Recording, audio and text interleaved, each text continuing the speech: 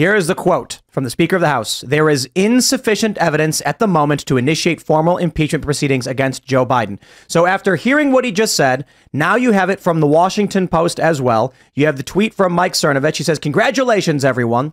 That's his quote. So why the change of why the change of pace here? And I think it's fairly obvious. Democrats actually want him impeached and convicted, and the Republicans, like Mike Johnson, previously was saying, yes, look what he's done. We have evidence. We have these checks. All of a sudden, he's saying there's insufficient evidence to move forward. Yeah, they want Biden to stay.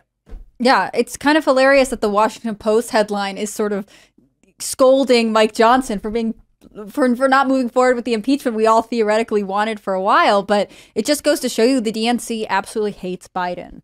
And maybe it's just a 4D chess move. I mean, they know that Biden is the weakest candidate here. And if they can keep him in and allow him to essentially ruin the country for as long as he has and the rest of his election, I think they know what they're doing here. I kind of feel the same way. It does seem like they've got all this stuff out in the open. It's pretty obvious that he should be impeachable, but he is not. Hey, they're not going to impeach him. So this is what the Washington Post says it this way. In a closed-door meeting with House GOP moderates this week, he indicated that there is insufficient evidence at the moment to initiate formal impeachment proceedings, according to people who attended the meeting. We'll just go where the evidence goes, and we're not there yet. And then you have, from the Hill, 4 days ago, Mike Johnson has accused Biden of bribery. Now impeachment is in his hands. You see, as he's coming into the speakership, this is what the guy was all about. Now that he's there, what is this, right? I'm not so convinced, right? Mike Cernovich said, "Congratulations, everybody," but I'm not so convinced it's a bad thing. I stated this in the intro. I am pro Joe Biden. Let's keep Joe Biden in there. Hey, he should be the Democrat nominee. Stop. Tim is personally campaigning for Joe Biden right now. Absolutely. Absolutely. I don't understand the argument as to why. I mentioned this before when a lot of people were saying, why aren't they impeaching him now? Why do they keep saying things like this? I was like, maybe they're waiting for an October surprise. Yeah. You want to wait. Look, we're a year away from the election.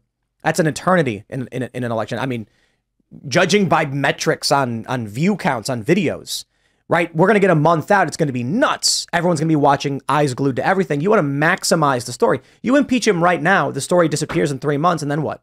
Nothing.